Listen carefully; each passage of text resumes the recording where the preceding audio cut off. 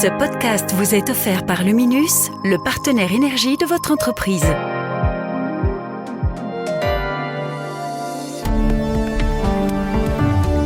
Vous écoutez Z sur 7, le podcast quotidien de Trends Canal Z. Aujourd'hui, nous sommes le 19 juin. Votre podcast aujourd'hui est écrit par Salomé Baya et animé par Béatrice Marlier. Bonjour à tous et à toutes. Aujourd'hui dans ce nouvel épisode, réindustrialiser les friches. Avec la géopolitique actuelle, ce n'est plus une option, c'est une urgence. Ce sont des sites historiquement utilisés par les entreprises, mais là, c'est plutôt la taille et la situation qui posent problème. WhatsApp tourne la page.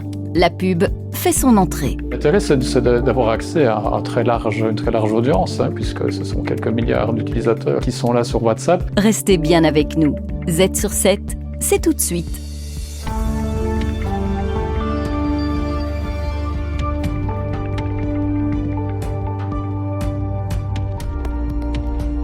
Z sur 7, à la une.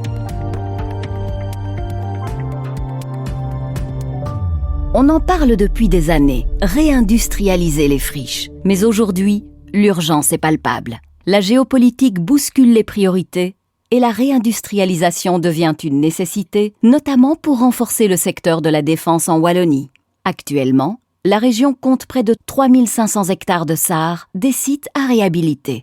Le nouveau gouvernement vise plus grand, 1500 hectares en plus. Encore faut-il franchir les nombreux obstacles sur la route. Christophe Nyon, CEO ImoQuest. Ce sont des sites historiquement utilisés par les entreprises, mais là, c'est plutôt la taille et la situation qui posent problème.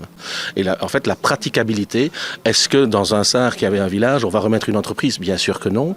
Est-ce que dans un SAR où il y avait, ou qui est le long d'un aléa d'inondation élevé, on va mettre une entreprise? Bien sûr que non. Faire revenir les usines? Très bien. Mais encore faut-il savoir où les mettre. Un inventaire précis des friches, c'est la première pierre. Sauf que pour séduire une entreprise, il ne suffit pas d'un terrain vague. Il faut des hectares exploitables. Et ce n'est pas toujours le cas. En fonction de l'activité, que ce soit pour la défense ou en fonction d'autres PME ou industries, ils ont besoin de différentes tailles, de plus ou moins grandes tailles. Mais il y a un minimum, quoi qu'il arrive, de l'ordre de 5 à 6 000 mètres carrés. Et donc, malheureusement, d'après mes calculs, il y a énormément de ces SAR, de ces sites à réaffecter ou à réaménager, qui font moins de 1 hectare. Même lorsque le terrain coche toutes les cases, le chemin reste long. La réhabilitation, surtout en cas de pollution lourde, peut prendre jusqu'à 10 ans. Et ce n'est pas fini. Le processus d'obtention d'un permis est un véritable parcours du combattant. Je pense qu'il y a également des critères à mettre en place pour permettre d'accélérer. Par exemple, les abus au niveau du Conseil d'État me semblent un véritable frais. En fait, le Saint Graal pour un utilisateur, c'est le permis. L'intérêt n'est qu'un moyen d'avoir un permis.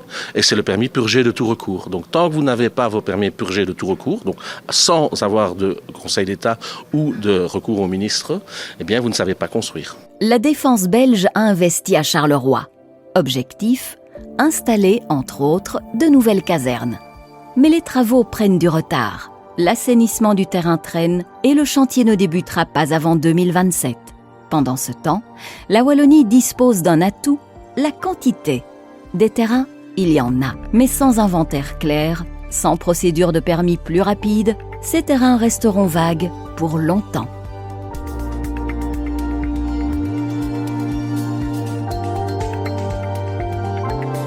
Z sur 7,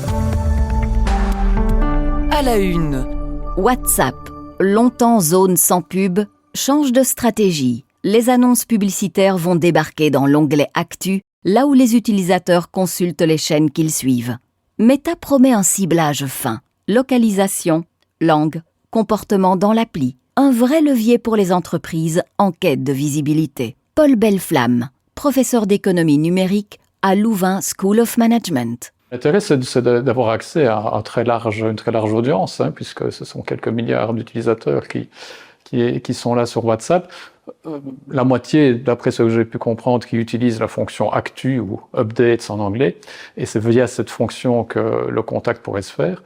Et donc, les entreprises pourraient amener de l'audience vers leur chaîne et par là partager avec cette audience une information particulière, dédicacée, sous forme peut-être d'abonnements et abonnements sur lesquels alors Meta prendrait une commission de manière à se rémunérer. Meta l'assure. Les publicités ne viendront pas perturber les conversations privées. L'onglet Actu sera le seul concerné. Mais l'entreprise américaine sait qu'elle avance sur un terrain sensible.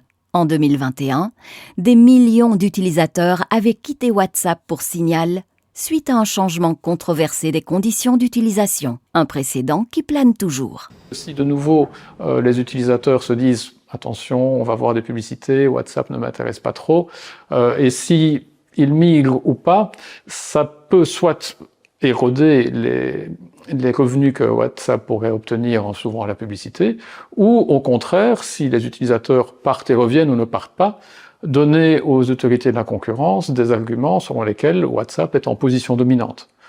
Une position tellement forte que même en déplaisant à ses utilisateurs, les utilisateurs restent accrochés à l'application. Meta continue d'étendre son empire. Mais avec WhatsApp, Facebook et Instagram sous le même toit, les autorités américaines restent en alerte. Soupçons de monopole, pression judiciaire. Et derrière cette offensive publicitaire, un enjeu colossal. Jusqu'à 5 milliards de dollars de revenus annuels selon les analystes de Morgan Stanley. Z sur 7 à la une de Trends Tendance. Le magazine Trends Tendance mène l'enquête en journaliste en dévoile les coulisses.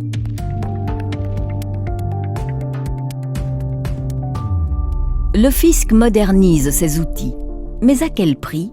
Derrière la promesse d'efficacité, des algorithmes scrutent désormais les comptes bancaires des contribuables. Une révolution silencieuse où la machine fabrique le soupçon. Une étape de plus dans la surveillance des contribuables et vers le cadastre des fortunes. Sébastien Buron signe le dossier de cette semaine. Il en parle à Fanny Rocher.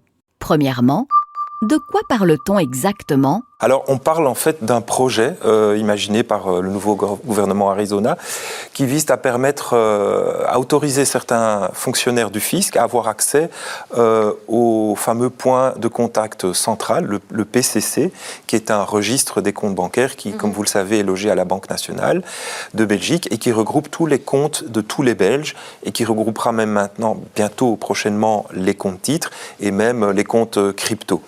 Donc c'est un tout nouveau projet, c'est pas encore fait, mais enfin bon, ça fait peur. Deuxièmement, en quoi est-ce un vrai changement ? Est-ce une petite révolution fiscale ? C'est un gros changement parce que l'idée en fait du gouvernement est de permettre donc à des fonctionnaires du fisc donc d'aller fouiller dans le PCC, le point de contact central, donc ce registre des comptes bancaires, pour croiser toutes ces données bancaires de tous les Belges avec les informations dont il dispose déjà, lui, dans ses bases de données, et de faire tourner tout ça avec des algorithmes pour essayer de trouver des anomalies et de débusquer des contribuables qui n'auraient pas rempli leurs obligations. Alors, c'est un gros changement. Pourquoi ? Parce que jusqu'à présent, le fisc n'avait pas accès au PCC. Enfin, il y avait accès.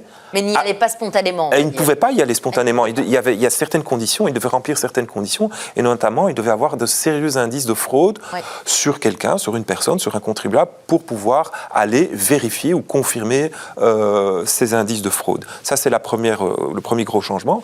Et puis, l'autre gros changement, comme vous venez de le dire, c'est que ce ne seront plus quelque part des êtres humains ou des fonctionnaires du fisc qui vont aller mettre leur nez dans vos affaires, entre guillemets, privées, mais c'est la machine. Ce sont des algorithmes, des robots qui vont aller faire tourner toutes ces données pour voir si vous n'avez pas fraudé le fisc ou oublié de remplir une petite case dans votre déclaration. Troisièmement, quand on y réfléchit bien, cela fait peur. Non, ça fait peur. Pourquoi ? Parce que, en fait, comme je vous le dis, on renverse fondamentalement la logique, quoi. Le fisc ne regarde plus ce qu'il soupçonne. En fait, il cherche ce qu'il pourrait soupçonner. Donc c'est là, et en plus, c'est la machine qui va fabriquer le doute sur base de ces algorithmes, sur base de corrélations, sans véritable intervention humaine. Et donc ça fait très peur. Et ça fait d'autant plus peur que, comme vous le savez, le fisc, il sait déjà beaucoup de choses sur tout le monde. Il a connaissance de vos revenus professionnels, il a connaissance de vos biens immobiliers, d'éventuellement, si vous voulez louer, il sait combien cela vous rapporte. Donc, croiser toutes ces données permettra vraiment de cartographier, je dirais, de surveiller les Belges d'un point de vue fiscal en masse, quasiment. On pourrait faire un cadastre, quoi. Exactement. Finalement, est-ce qu'il y a encore des choses que l'on pourrait cacher au fisc ? Alors, Des petites choses, il y a hein, encore quelques petites choses dont le fisc n'a pas connaissance. C'est par exemple les actions cotées, si vous investissez dans... Ah oui. Mais là aussi, ça va changer à cause de la nouvelle taxe sur les plus-values. Donc en fait, en réalité, il n'y a plus guère d'endroits pour se réfugier. Il n'y a plus tellement que l'argent cash, l'or, les œuvres d'art, les bijoux, les montres qui échappent aujourd'hui encore au regard du fisc. Ce sont, je dirais, quasiment les derniers endroits où on peut aujourd'hui encore échapper à une certaine forme d'autoritarisme fiscal et d'autoritarisme digital. Les meilleurs experts boursiers vous proposent des analyses des marchés internationaux, des conseils avisés et les dernières tendances économiques. Z sur 7, expert boursier. On termine cet épisode en jetant un œil du côté des marchés boursiers. Laura Roba, analyste chez Degroof Petercam, décrypte cette semaine les mouvements chez Proximus avec l'arrivée du nouveau CEO ou encore IBA et Onward Medical. Mais avant cela, focus sur les résultats de Colruyt. Alors tout d'abord, c'était le résultat annuel parce qu'ils terminent leur exercice comptable fin mars, donc les résultats pour l'année 24-25. Il faut se rappeler qu'en mai, le management avait revu à la baisse ses prévisions pour l'année, invoquant premièrement une concurrence plus accrue en Belgique et aussi une baisse de l'inflation alimentaire qui était plus faible que prévu. Alors les résultats hier étaient en ligne avec les attentes, globalement pas de grosses surprises, les revenus étaient en hausse de 1% par rapport à l'année dernière et le résultat d'exploitation était en baisse mais comme attendu. Et dernier élément, c'est que Colruyt a annoncé la vente de ses activités françaises qui ont montré un résultat d'exploitation qui était négatif cette année, donc c'est plutôt une bonne nouvelle. On se demande ce qui explique la réaction assez négative du marché. Alors c'est peut-être la guidance pour l'année 25-26 qui est les plus prudente, donc ils s'attendent à ce que la concurrence accrue en Belgique continue et ils s'attendent à un résultat d'exploitation qui sera en ligne avec celui de l'année dernière. Par contre, affaire à suivre puisqu'ils donneront plus d'informations là-dessus lors de leur assemblée générale le 24 septembre. Proximus a annoncé la nomination d'un nouveau CEO et il semble que le marché ait validé ce choix. Tout à fait. Donc Stijn Bijnens, un CEO entrepreneur qui est bien connu en Belgique. Alors effectivement, cette nomination, elle a été validée par le marché. Il y a deux éléments. Le premier, c'est qu'elle intervient un mois après l'annonce du départ de son ancien CEO. Et donc on aurait pu s'attendre à ce que ça prenne plus de temps. Donc je pense que ça a rassuré le marché. Et deuxième élément, c'est que Stijn Bijnens est un PDG expérimenté.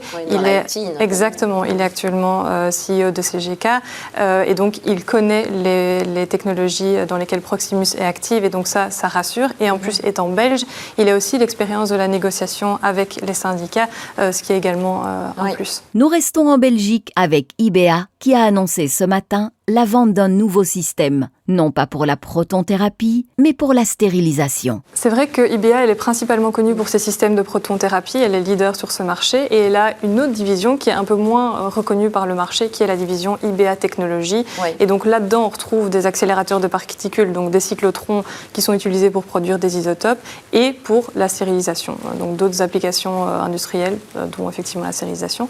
Et ce qui est intéressant, c'est que cette division, elle représentait 45% des revenus en 2024 et elle présente également des marges qui sont attrayantes. Spécifiquement, ce système, qui est donc un système de stérilisation à rayon X, présente de très belles marges puisque IBA est quasiment seul sur ce marché avec très peu de concurrence. Nous terminons, toujours dans le secteur de la santé, avec Onward Medical qui a publié de bons résultats hier, qui ont d'ailleurs été applaudis par le marché. Tout à fait. Donc, ils ont lancé leur premier dispositif sur le marché américain début de cette année. C'est un dispositif qui vise à rétablir la mobilité des bras et des mains chez des personnes qui sont paralysées. Ils ont vendu 10 systèmes au premier trimestre, qui veut dire 400 000 €. Et ils visent en vendre 30 sur le premier semestre de cette année. Il faut juste noter que pour l'instant, ce système, il peut uniquement être utilisé dans des cliniques de réhabilitation.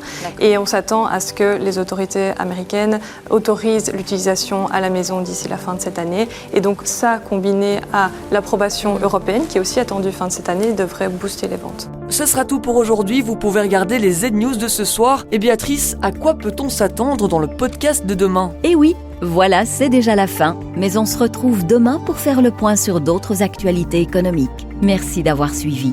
À très bientôt.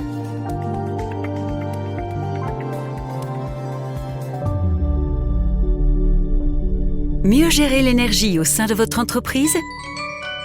Ça commence par l'expertise de Luminus. Bonjour, je suis Quentin Janssen, directeur B2B chez Luminus. Avec mon équipe, nous aidons les entreprises belges dans l'électrification de leurs besoins. Aujourd'hui, je vais vous expliquer comment votre installation solaire peut intelligemment contribuer à l'équilibrage du marché de l'énergie. Quand on parle d'énergie solaire, on pense souvent à la rentabilité.